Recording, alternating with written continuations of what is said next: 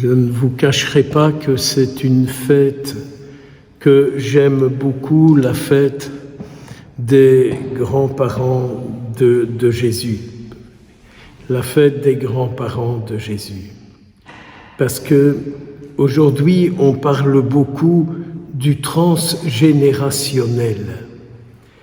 Et je ne vous cache pas que c'est une question qui me préoccupe beaucoup, que ce soit mon propre transgénérationnel, l'histoire de laquelle je suis issu et que je ne connais pas, ou que je ne connais qu'en partie. Et donc, on voit la Sainte Vierge, de quels parents elle est issue.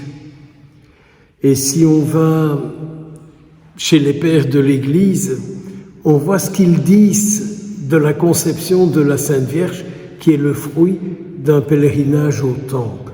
Elle est née suite à une prière de ses saints parents, parce qu'ils ont voulu donner à Dieu une fille qui lui serait toute consacrée et toute dévouée à sa volonté. Vous voyez, ça fait de temps en temps du bien de se dire, mais au fond, d'où est-ce que j'ai atterri, quoi? Et c'est ainsi qu'au début de cette célébration, je vous disais, tiens, imaginons-nous un peu nos parents, nos grands-parents, nos arrière-grands-parents, aussi loin qu'on peut remonter, et là où ils sont. Et qu'ils voient qu'à travers l'histoire de leur vie, ce qui s'est engendré en nous comme vie. De temps en temps, j'aime bien de prier ça et de dire au Seigneur, mais mes parents, mes arrière-grands-parents et les membres de ma famille, que ce soit du côté parental ou maternel, du haut du ciel, quand ils nous voient, nous qui sommes encore sur la terre, qu'est-ce qu'ils voient de ce que leur vie a engendré en nous? Ça va? De temps en temps, la peine de se dire ça.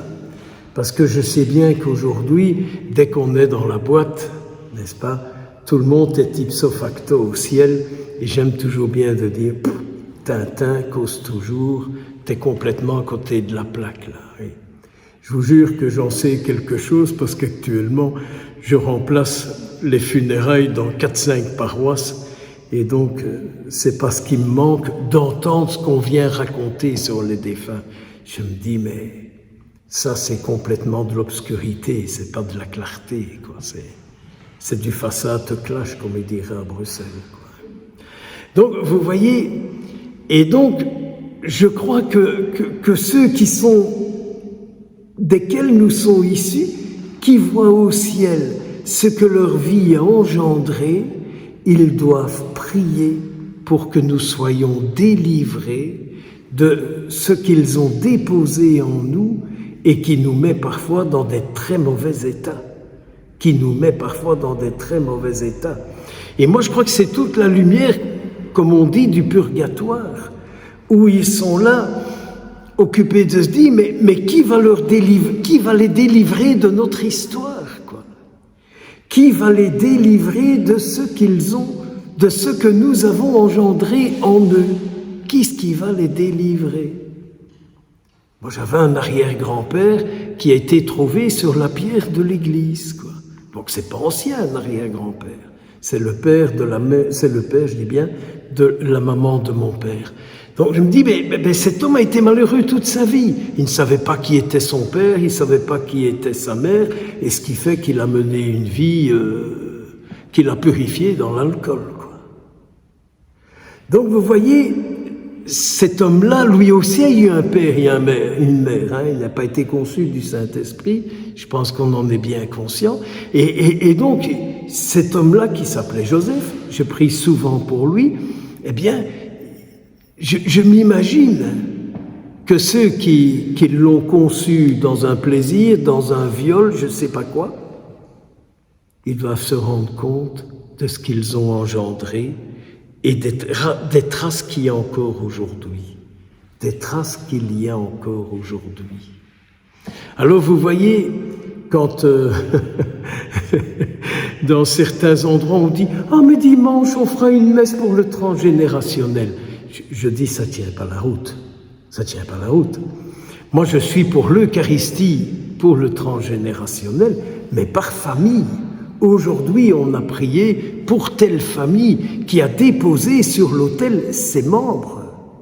Mais si c'est un truc passe-partout, avec une corbeille où on met les noms, vous avouerez que l'engagement est un peu limite, quoi. Mais quand je reprends nom par nom, quand je vais dans le cimetière de la famille de mon père et que je vois celui-là, que je vois celle-là, que je vois mes vieilles tantes, que je vois encore ci et ça, je me dis, celui-là, j'ai hérité de ça par rapport à mon caractère. De celle-là, j'ai hérité de ça. Et alors, je vois comme ça tout l'héritage que j'ai fait. J'ai jamais hérité un franc. J'ai jamais hérité un centime de personne. Mais qu'est-ce que j'ai à hériter comme travers? Et c'est là où je peux dire au Seigneur, délivre-les de ce qui traîne encore en moi. Délivre-les de tout ce qui traîne en moi et dont j'en fais porter les conséquences aux autres. Vous savez, si on priait un peu ça, si on était un peu plus lucide là-dessus, je pense que les couples iraient mieux, les familles iraient mieux, la société irait mieux, les politiciens seraient peut-être moins tournés sur eux-mêmes et les curés peut-être plus ouverts à Jésus-Christ et les bonnes sœurs ceci. Moi, je pense que nous traînons derrière nous toute cette histoire-là. Alors, à cette fête aujourd'hui de Sainte-Anne et Saint-Joachim, s'ils pouvaient être tout près de nous tous, ou peut-être près de nos ancêtres, qui soient au purgatoire ou ailleurs, ça ne m'appartient pas d'en décider. Mais qu'ils puissent être là, et comme des intercesseurs, quoi.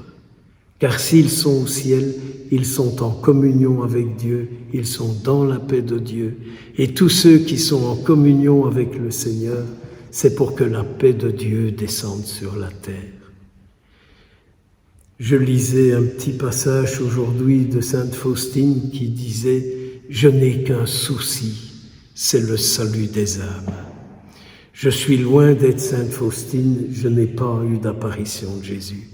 Mais quand j'entends cette femme dire « Je n'ai qu'un souci, c'est le salut des âmes », eh bien je peux vous dire qu'aujourd'hui encore, bien pauvrement, avec beaucoup de limites, mon grand souci, c'est le salut des âmes. Prions le Seigneur, que nos âmes soient sauvées par la puissance de la présence du Christ et que nos ancêtres soient délivrés de leur histoire qui traîne en nous. Amen.